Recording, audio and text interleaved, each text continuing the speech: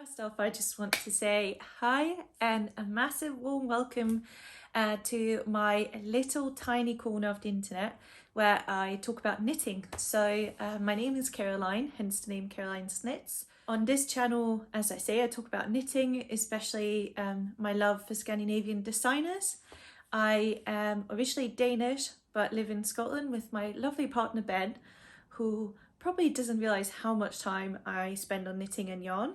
I have a variety of videos, and last time I sort of asked what type of videos would you be interested in seeing more in?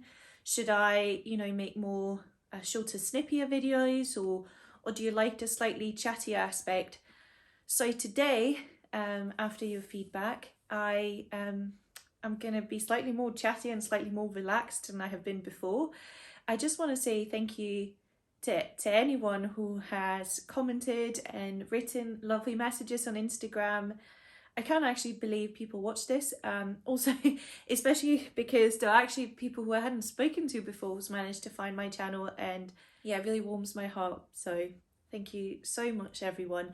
And enough sappiness. I feel a bit strange today. I had to sit in a different corner. So this is the wrong side of the sofa. So this is usually where all the yarn lies and all the knitting needles, all the haberdashery that I should have put away neatly but never do. They usually live in this corner of the sofa. As you may have seen in my last video, I did a tour of my yarn stash, and I have to say it's been really good for me. It's made me so excited for the projects that I have coming up, for all of the exciting yarns I have, and it now means that I don't want to just shy away every time I look in my closet, which is also really lovely. So I'm also going to have some tea, and I'll cut it out because I don't know about anyone else, but I hate the sound of swallowing. So I will spare you that, but I'm drinking some rooibos tea with a bit of oat milk in it, and it's a really solid combo. Okay, so let's get started with what I finished. I've only finished one thing, but to me it feels quite big. I'm wearing it today. I will also show you a nice cut off of me. This is the Wednesday sweater by Petite Knit. This was a sweater that I cast on for in February, and it took me exactly 2 months to finish it, which I think alongside the test knit that I'm doing for Knitting for Olive is pretty good and actually quite fast in my opinion. Hopefully in the video you can kind of sort of get a taste for the sort of fit of it. So after speaking to a lovely lady on Instagram, I actually decided to knit a size down from sort of what Petite Knit recommends based on Positive Ease. So this is actually an XL instead of a 2XL, which is what I should have knitted. And I think the fit's perfect. I think it's still plenty oversized, big armholes, and these sleeves are knit to length as well. And usually with Petite Knit and most designers, I always add length to sleeves because I usually have I just have slightly longer arms, it seems. The only big modification that I did was that I actually knitted, and I could see when I looked at the video clip I recorded to show you the sweater that the collar had fallen down ever so slightly, but I decided to knit the neck a wee bit shorter. I think this is probably about 17 to 18 centimeters. Obviously, as you might be able to tell, it does soften up quite a lot, and it kind of falls down a bit here, which when I tried it on before casting off wasn't as obvious, but I did sort of expect that based on what I'd already seen on Instagram. But I think the fit is a lot nicer, and it means that because I'm quite sensitive with yarns, I was really conscious that if I knitted something that was actually proper height, that I'd just feel like, do you know what I mean? Just too tight. I knitted this in one strand of hand-dyed Suri alpaca. This is from Sakami on Etsy. I'll link it down below. This is very, very soft. It's in Turkish Delight, and it's given rise to sort of speckles, I think, or not speckles, but it's a very subtle colour change on this. Like, it has tones of pinks and peaches, and in real life it is very fussy.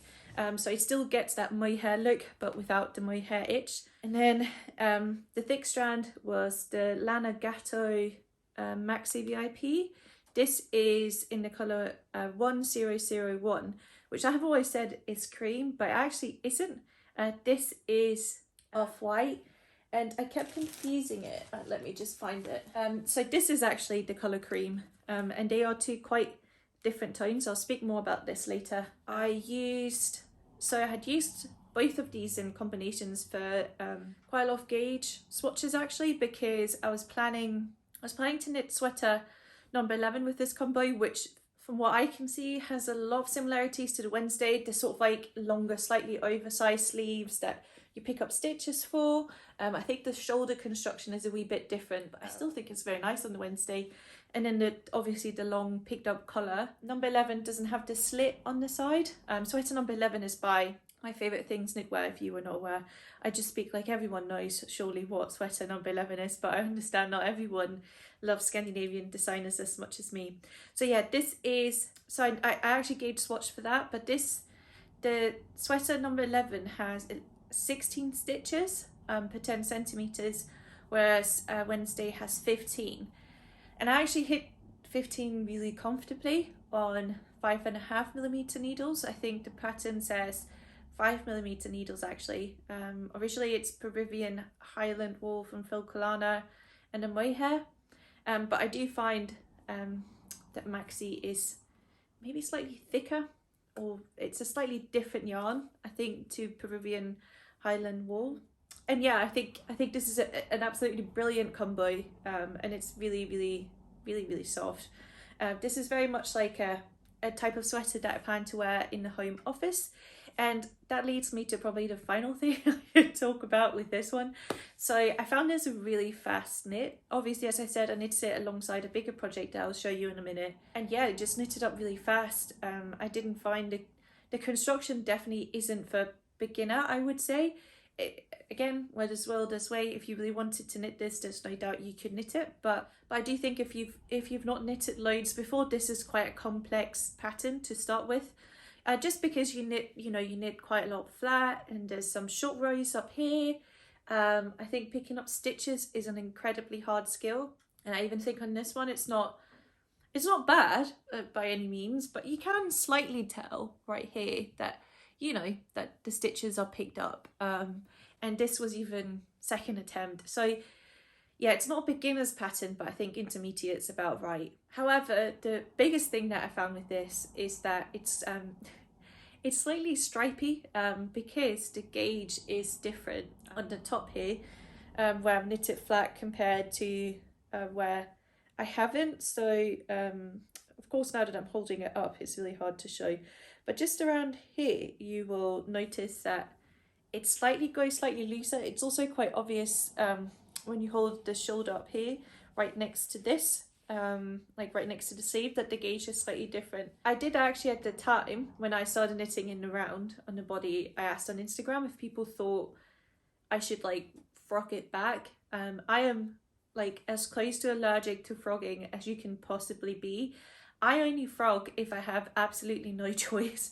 It's just soul destroying, and I find a lot of the yarns, like I think if you frogged something like as soft as this is obviously probably the softest fibre you can buy. I just don't think it'd frog at all, and so you'd be stuck with yarn where you lose the good qualities of them. So yeah, I wouldn't frog if I didn't have to. And luckily people got back and they were like, no, don't worry about it, it would definitely even out in the wash. And I have to say, it hasn't completely evened out. It definitely helped, but I have to say the stripes were quite severe. So what has happened, I've later learned, is that often you knit and purl with two different like tensions, I guess. So when you knit flat, it's not uncommon that especially knit stitches might be a tiny bit tighter gauge than your purl stitches. It was a good lesson, because in the future I always knit with I was just looking down here, most of the time I knit with interchangeable needles, so I can have a slightly smaller needle on my pearls, and it doesn't, it's the right needle that decides the size of your gauge, I guess. Also something that I definitely want to be aware of for gauge swatching, just because obviously if I knit much tighter in the round and I've gauge swatched flat and it, you know, has some lines on it, then it wouldn't actually be very representative of the final product. So yeah, the final thing I forgot to mention before I move on is that I used less yarn than I expected. So because I'd done all of the gauge swatches for number 11, I think in total I ended up doing 3 or 4, which it was quite a lot of this thick yarn. Like the first ball of the Maxi VIP was almost gone by the time I cast on for this, and I had with that ball just enough. And I am very much like a rather like too much than too little, so a lot of my leftover yarn stash is because I bought a ball too many. But I don't think I've ever tried coming on with that much. I used 11 balls of Maxi VIP, but in reality it was probably more 10 and a half. And then this skein of the Suri Alpaca silk, I used 3 whole ones, so that's 150 grams, and then 5 grams of this. And when you think about the fact that Suri Alpaca, it's a strange word, Suri Alpaca runs slightly shorter than normal mohair. I think for 50 grams, I think this runs 300 meters, whereas, you know, like a mohair like this Telia, that runs 210 on 25 grams, so 420 meters for 50 grams. So if you compare the two, this is in theory slightly thicker. Or like YouTube, but there we go. Do you see that? I don't think they look, to the naked eye, I don't think they look any different. Yeah. I was surprised not to have used more, but I'm just going to be collecting all of my Suri Alpaca leftovers. Oops. Hi. No, sorry. if the light has changed or it looks slightly different, it is because my mum phoned. If I panically stop mid-sentence before whatever cut to now, that's why. So I've slightly readjusted my position. Really all that I had to say for the Wednesday sweater anyway. I will probably film a dedicated video for this quite soon, just to talk more about it. So let's move on to what I'm currently knitting on. I thought I would show you. I'm just waiting to hear back. Well, this I've obviously been working on for quite a while. I'm just waiting to hear back from Knitting for Olive on a question I had about the pattern. So, oh, do you hear that? That's the ice cream man. It always gives me a fright. I feel like it sounds really creepy over here. Anyway, so I finished both sleeves, and then this is obviously the front, and then we have a complete tangle of yarn ends. I'm just missing sort of the final bits for the neck basically, and then it should be all done. So yeah, I did have some trouble with the sleeve, and you can definitely see, I can see at least, that this will be sleeve number 2, because this one definitely has like some quite loose stitches on it. So I'm hoping that a lot of this will even out a lot more in the wash. But yeah, it's been a big knit. So I forgot to say what this is. I just assume you will all know. That's quite silly of me. This is the Darling from Knitting for Olive. I've spoken about it a lot more in previous episodes, so I won't repeat myself for like the 100th time, but I should say that this is technically an ad, as I got the yarn for test knitting, though I obviously haven't gotten the test knitting because I'm an influencer. But then when I looked into the rules, I realized that it's kind of a grey area, as when you receive, you know, a product and you share things of it that could be considered like a form of like advertisement for the original company, then it can be considered an ad. So I'm gonna say it's an ad, even though the amount of hours I put into this, it's still a really big piece of work, and definitely not something you just do if you didn't really love the product. But yeah, really liking how it's shaping up. I also tried it on, and I thought it fitted really well. So just waiting to hear back from Knitting for Olive, and then I hope I can get this finished. That's one thing. After I finished the Wednesday sweater, I was, because I'm still waiting to hear back from the Darling Slot, obviously I can't really knit on that.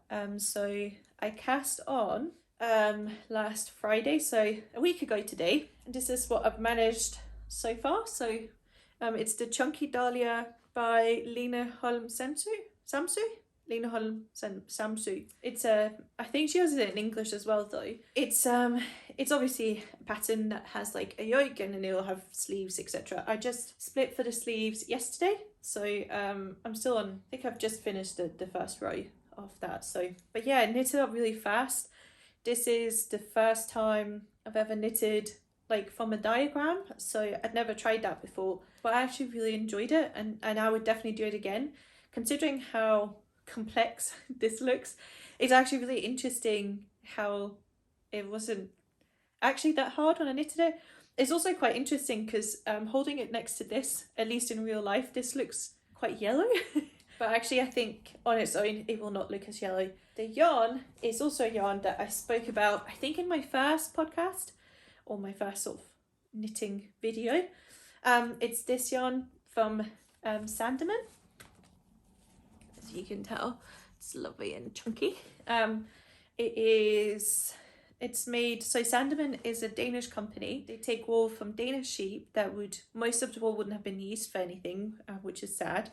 And then they like do all the spinning in Denmark as well. So it's 100% Danish produced, which for yarns is quite unique. A lot of companies outsource their spinning to other countries.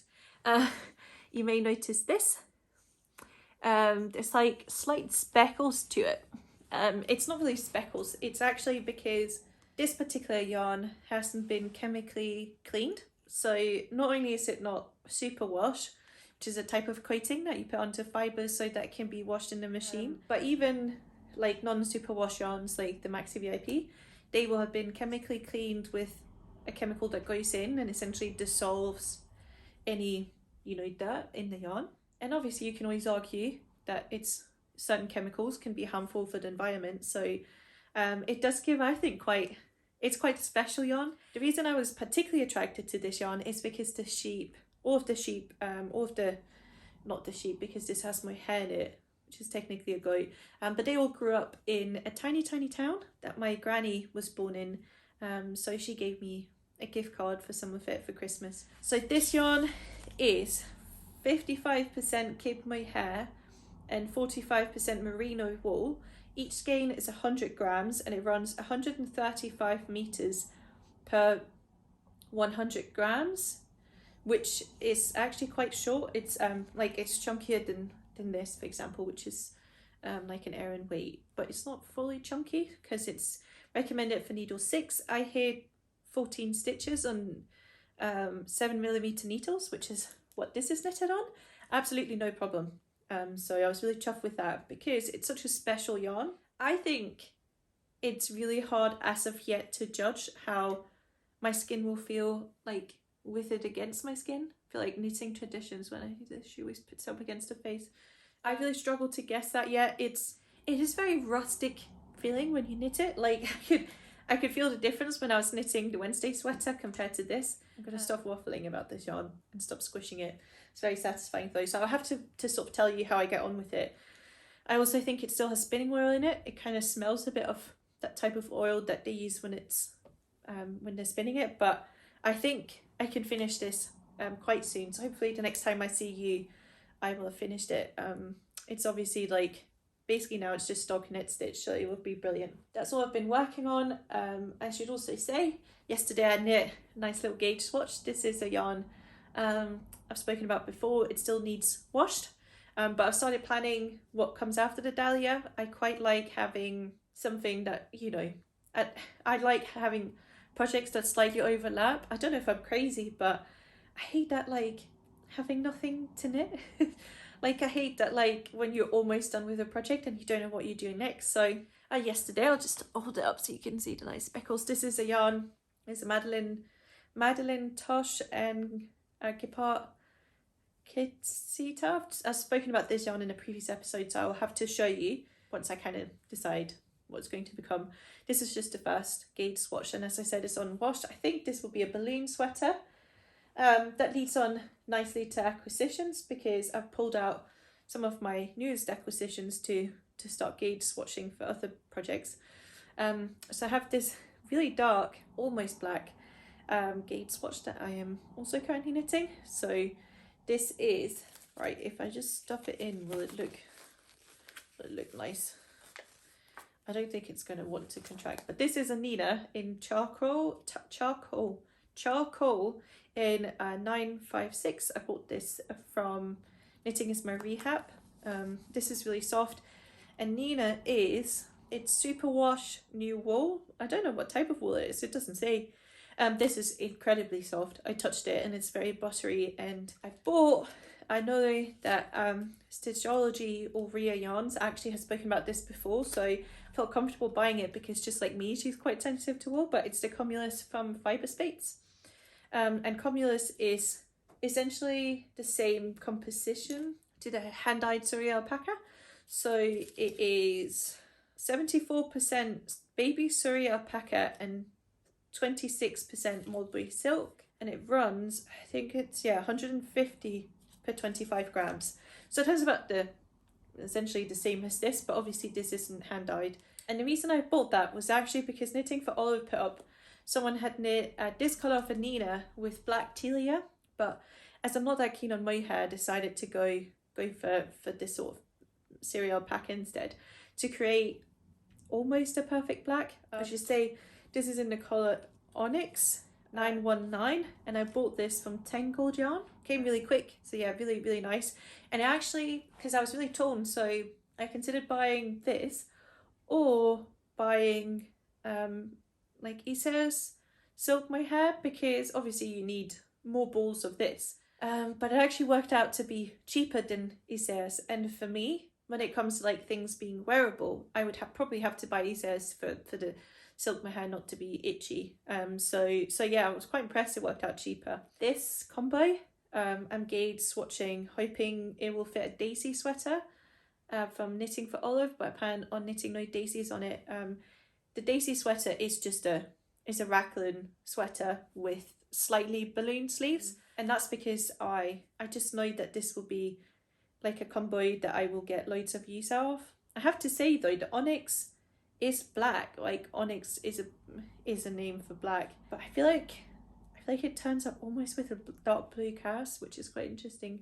But yeah, so far this is really soft, and I'm really excited to knit more in that.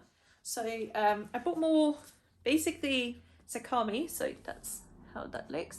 Sakami put up that they had restocked their store on Etsy, and as you have already probably guessed, I absolutely love their yarns, and I saw this colour and I just couldn't. It was just so pretty. I dreamt about it all night, and I just knew I had to have it. It is obviously quite a pink base, and then with like speckles of like an orange and like a darker colour through it. It's all my favourite colours essentially in one. So I had to have this. I just didn't know what I was going to knit it with and what for. So Knitting is My Rehab was now changed names to Knit Yarns on Instagram. I'll link her down below. Together with everything else, by the way, I always leave all the links down below. She suggested a Terrasso sweater from Petite Knit, which I thought was actually quite similar to Wednesday, but then when I looked into it, I realised they're two very, very different constructions. The main one being that this is really oversized here, whereas the Terrasso will probably be slightly more tight fitting. And she suggested that I could try Lanagatto feeling, so here you can see it. So I bought that to go together. So I bought, this is called Fortuna, again baby Surrey alpaca, and then I bought Lanagatto feeling. This is really soft. It is 70% Lana Merino extra fine. Well, that turns out to be just extra fine merino wool. And then it contains 20% silk and 10% cashmere. So I will say that if you compare it to, actually I do have something that's slightly closer. It does have slightly almost more of a sheen. So this is Lanagatto VIP, which is 80% merino wool and 20% cashmere, whereas this has 10% cashmere but then 20% silk, and it has a slightly more sheen. Very, very soft. And when this arrived, I couldn't believe how well I'd matched it up on the internet. So yeah, I'm gonna swatch for that, and I'm really excited for it. Also, I ordered Lanagatto Maxi VIP in cream. So I also bought Maxi VIP in cream because Cool Knitting on Instagram knit the new Lure sweater. I'm really bad with French. That Petite Knit just released, which is a raglan sweater with a bit of a high neck and just looked perfect. So when I saw her knit it in Maxi VIP, I had long been searching for another project in Maxi VIP, so I decided to buy enough for that project. So I plan to knit this single strand in this sort of creamy colour. I kind of wish I'd put this first.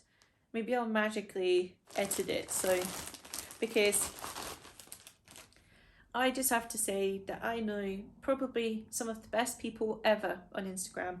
And I don't think that's a big statement at all, because it's so true. I met Leah, who runs her own profile called Stitchology.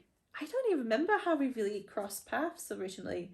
And now I feel really guilty if Leah's like, for fuck's sake, Caroline. But yeah, we spoke for a long time, and we have quite similar taste in what we like to knit. Leah is, as far as I remember, she's half German, half Irish. She lives in Cork in Ireland, and she started her own hand dyeing like yarn shop. And I've just for ages just been looking. I really just wanted to buy some of her yarn to support someone who is so lovely, and also because I think she has amazing taste. So yeah, I spent ages agonizing. So her shop is called Ria Yarns, and I will definitely link down below, because you should definitely support Leah. She sent out so fast to me. I was really impressed. If you're UK based, I didn't get hit by customs, which I wasn't too sure about. So I ordered 3 skeins of her sort of spring, like one of her spring colorways called Meadow. And I don't know if you can tell, but just look at this. That's all one of my hairs.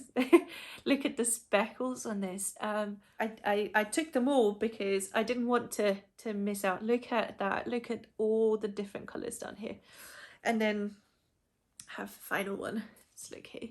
So excited to see what this will look all wound up. But what I really loved about Meadow is that she has so many gorgeous colorways. I was really tempted to buy Sakura, which I might have to go back and get sometime.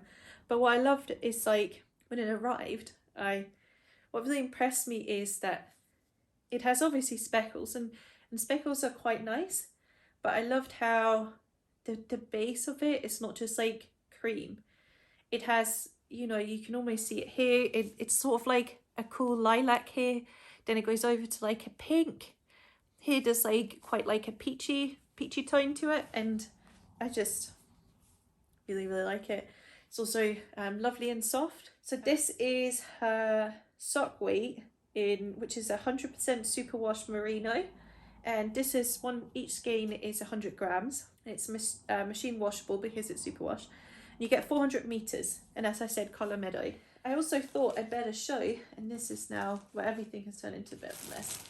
I pulled out, because usually when I order from Feed the Bobbin, she has always sent me these mini skeins, and I've always felt really guilty that I've never showed them. So all of these, they actually go perfect together, don't they? So she has sent me those, but Leah also sent me something which I just, again, was so thoughtful, I thought. So she sent me a mini skein, again, sock weight 100% superwash merino. There's 20 grams in these mini skeins, and it's called Sunset. And it's just, the reason that she sent me this, she said, is because she knows I love my warm tones. And considering the whole sofa is currently covered in yarn that are ranging from like a warm beige to pinks to dark red, I think it's fair to say I definitely do. And again, just a stunning shade with a lot of depth to it. I really like how all the colours are complementary but still slightly different. So that is everything that I've sort of been working on and doing. And here at the very end, people had given a few suggestions to things I might want to talk about, and as always, leave down below if there's topics or things you're really interested in. I'm hoping in the future to talk more about sizing and how I decide what size to wear. I've had a few people contact me how you sort of place yarns, which if you love beautiful yarns as much as me and hand dyed yarn, is a really good skill to have. But I thought one question, as I think it was actually Leah who'd put it, is why I started knitting. So I thought I would tell you the short version of it, because there's so many facets to it. But I started to knit last year in May. I was sent home the week before the UK national lockdown. So I've actually been home over a year now, working from home. I work in IT, in higher education, so I was kind of, I guess my area was an easy one to send home. So we got sent home, and it was hard. I live in a city where I don't have any friends in walking distance. Day to day, it's not a big problem for me, because I can, drive or meet, slightly more centrally with people. But when lockdown happened, I wasn't lonely because my partner Ben is the best, but I did feel really isolated, and I felt really far away from my family. I had one of my family members were ill, and I was just wishing I could go back home and be with them, especially because Denmark hadn't closed down. And together with all of this, Ben and I'm actually wearing my ring today. Ben and I got engaged 6 months after we started dating. We'd known each other before when we met when I first started uni, but things hadn't worked out. And when we met again in 2018, it was just meant to be. That's the only way I can describe it. So we got engaged after 6 months, but had to save up money for our dream wedding. So we planned our big, beautiful dream wedding, and it was to take place in July 2020, which was obviously a year and a half after we got engaged. And we spent lots of time and money planning this day. And in the sort of end of April, Ben was working very long hours, and I was just kind of sat here in the flat on my own, feeling really isolated, and having, not that I didn't have work, but it was sort of the hours outside of work. I was like, I don't really know what to do with myself. For a long time, I think I wanted to start crafting, because I used to sew when I was younger with my granny and really, really liked it. And I would probably have picked sewing if it isn't because sewing takes up a lot of room, especially because, like, well, as I look here, and like half the living room is covered in knitting, so does knitting, but at least it's kind of something you can do while watching telly, and it's a bit easier, whereas obviously sewing you need like proper like table space, etc. So yeah, I decided to go with knitting, also because I'd seen some modern knitting patterns. I think it's actually one from a Nordic knitting tale. I once got like this random ad from her on Instagram, and I looked at the patterns and I was like, I cannot believe what you can knit now compared to, I always, like, for a long time just assumed you could knit socks and wonky sweaters, I guess. I just hadn't really thought much about it. So yeah, that's, I think, one of the reasons I decided I should really learn to knit. So basically at the end of April, Ben was working 12 to 14 hour days, if not longer. And we were at, like, you weren't allowed to leave your house once a day. We also came to realize that we'd held out hope until end of April that things would look up enough that our end of July wedding would still go ahead, but it was becoming clear it wasn't, and it was really hard at the time. If I'm honest, this amazing, beautiful day that you've dreamed of and planned for ages, and it just wasn't going to work out. So we decided to postpone it. And I think all of these factors of my whole life, just at the time, it just felt like things were happening around me and I had no control, and I didn't know what to do. I felt really lost. I decided to learn to knit, and it really quickly grew for me. I kind of went from buying Aldi yarn and cheap knitting needles on Amazon to a month later having knitted like my first sweater.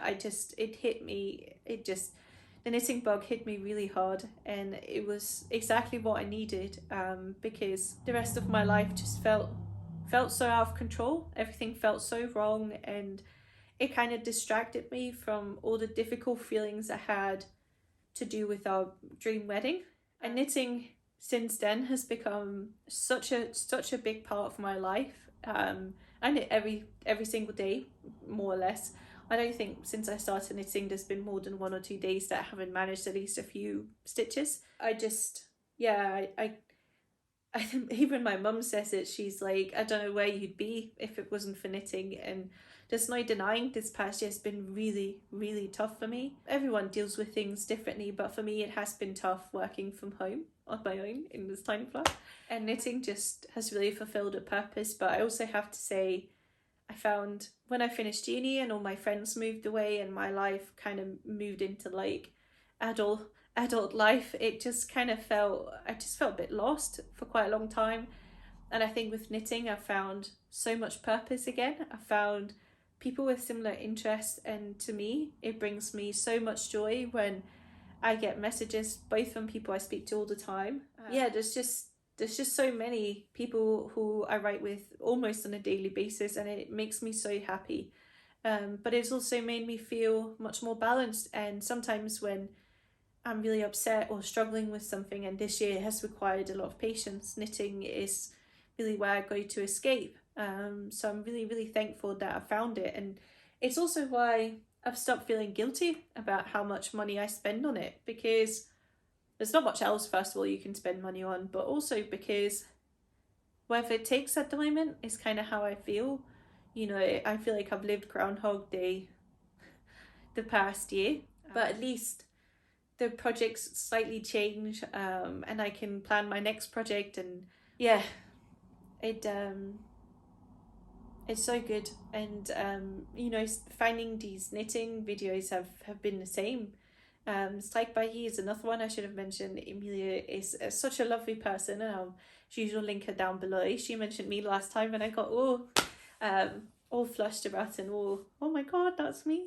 But it's just so incredibly lovely to be part of a community when you felt a bit lost and isolated. So all of this sounds really, really deep, and in a lot of ways I think knitting allows me to kind of escape from sometimes needing to feel and think so much, which sounds really stupid, but when you're really knitting, you can focus on that and kind of escape into it instead of thinking about not having seen your family for months, not having seen your friends, all of these things.